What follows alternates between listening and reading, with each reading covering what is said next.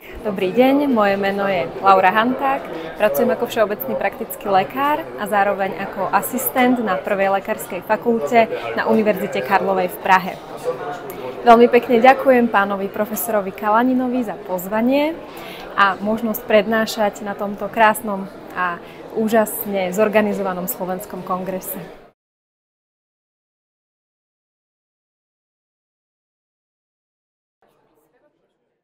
Určite môj príspevok sa zaoberal vlastne vzdelávacím systémom v Českej republike.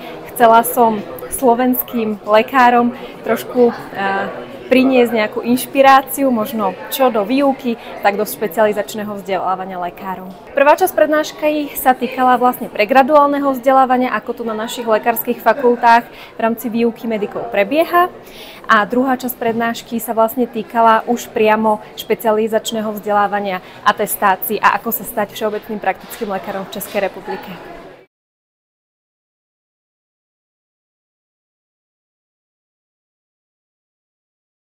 To je naozaj úžasný koncept a hlavne, že sa tu stretli lekári nielen zo Slovenska, ale aj práve z Českej republiky a z ďalších ďalekých krajín. Takže je to úžasné vlastne si vypočuť všetko, ako to funguje v každej krajine nejakým spôsobom inak a každý si prenesie to obohacujúce pre ňoho do tých svojich domov a praxí.